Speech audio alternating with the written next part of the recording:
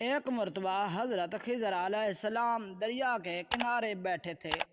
اتنے میں کسی سائل نے آ کر ان سے سوال کیا کہ میں آپ سے اللہ کے واسطے سوال کرتا ہوں، مجھے عنایت فرمائیے۔ یہ سن کر حضرت خضر علیہ السلام پر بے ہوشی طاری ہو گئی۔ جب کچھ ہوش ہوا تو فرمانے لگے، بھائی میں تو صرف اپنی جان اور مال کا مالک ہوں۔ تم نے مجھ سے اللہ کے واسطے سوال کیا ہے، لہٰذا میں اپنی جان اور ذات تمہارے حوالے کرتا ہوں۔ تم جس طرح چاہو اس کو استعمال میں لاؤ، بازار میں فروخت کر کے اس کی قیمت سے فائدہ اٹھاؤ۔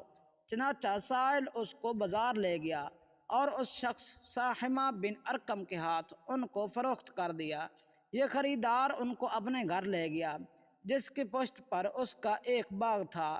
چنانچہ ساحمہ نے حضرت خضر علیہ السلام کو ایک کدال دے کر کہا، اس سامنے والے پہاڑ جو 3 مربع میل رقبہ میں واقع تھا، مٹی کاٹ کاٹ کر باغ میں ڈالتے رہیں۔ اور یہ حکم دے کر ساحمہ اپنی کسی ضرورت سے کہیں چلا گیا اور حضرت خضر علیہ السلام اس پہاڑ سے مٹی کاٹ کاٹ کر باغ میں ڈالنے لگے۔ جب ساحمہ واپس آیا تو اس نے گھر والوں سے دریافت کیا، تم نے غلام کو کھانا بھی کھلایا یا نہیں؟ گھر والوں نے جواب دیا کہ ہمیں معلوم نہیں غلام کہاں ہے۔ یہ سن کر جب ساحمہ خود کھانا لے کر باغ میں آیا تو اس نے دیکھا کہ وہ غلام یعنی حضرت خضر علیہ السلام تمام پہاڑ کی مٹی کاٹ کر ڈال چکے تھے اور اپنے کام سے فارغ ہو کر اپنے مولا حقیقی کی عبادت میں مصروف تھے۔ یہ دیکھ کر ساحمہ کو بڑا تعجب ہوا اور اس نے دریافت کیا، یہ تو بتائیے کہ آپ کون ہیں؟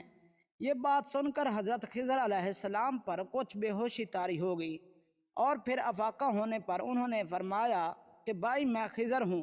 جس کو سن کر ساحمہ کے ہوش اڑ گئے، تو نے یہ کیا کیا؟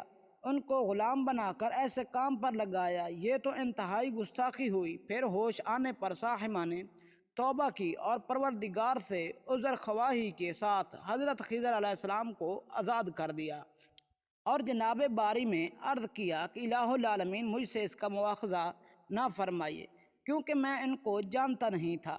اس کے بعد حضرت خضر علیہ السلام نے دعا فرمائی اور سجدہ شکر بجا لائے کہ اے میرے پروردگار، میں تیرے ہی حق میں غلام بنا اور تیرے ہی حق میں آزاد ہوا، اس پر تیرا شکر گزار ہوں۔ بعد ازاں واپسی کی اجازت لے کر جب دریا پر واپس آئے تو دیکھا ایک شخص کھڑا دعا مانگ رہا ہے کہ اے میرے رب، حضرت خضر علیہ السلام کو غلامی سے رہائی عطا فرما دے اور ان کی توبہ قبول فرما لے۔ حضرت خضر علیہ السلام نے یہ دیکھ کر اس شخص سے دریافت کیا کہ آخر تو کون ہے؟ تو اس شخص نے بتایا کہ میں شاذون ہوں۔ آپ کون ہیں؟ انہوں نے فرمایا کہ میں خضر ہوں۔ اس کے بعد شاذون نے کہا، اے خضر، تم نے اپنے لیے رہنے کا مکان بنا کر دنیا طلب کی ہے، کیونکہ حضرت خضر علیہ السلام کا دریا کے کنارے پر ایک عبادت خانہ تھا۔ پس یہ سن کر فوراً میدان میں نکل آئے اور وہیں اللہ کی عبادت میں مصروف ہو گئے۔ اس کے بعد حضرت خضر علیہ السلام نے اسی جگہ ایک درخت لگایا اور اس کے سایہ میں عبادت شروع کی تو آواز آئی، اے خضر، جب تم نے درخت کے سایہ میں سجدہ کیا تو تم نے دنیا کو آخرت پر ترجیح دی۔ مجھے اپنی عزت اور جلال کی قسم ہے، مجھے دنیا کی محبت میں رضامندی نہیں ہے۔ اس کے بعد حضرت خضر علیہ السلام نے شاذون فرشتے سے کہا کہ اے شاذون، دعا کرو اللہ تعالیٰ میری توبہ قبول فرمائے۔ چنانچہ شاذون نے دعا کی اور اللہ تعالیٰ نے شاذون کی برکت سے حضرت خضر علیہ السلام کی توبہ قبول فرمائی۔ خدا کے برگزیدہ بندے اسی حالت میں راضی رہتے ہیں جو اللہ کو منظور ہو۔ بے شک ہماری فلاح بھی اسی میں ہے کہ زندگی کے ہر موڑ پر آنے والے ہر پیچ و خم میں ہم راضی برضا رہیں، اللہ تعالیٰ کی چاہت کے سامنے رکھ کر زندگی گزاریں۔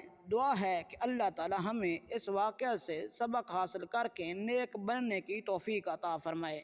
آمین یا رب العالمین۔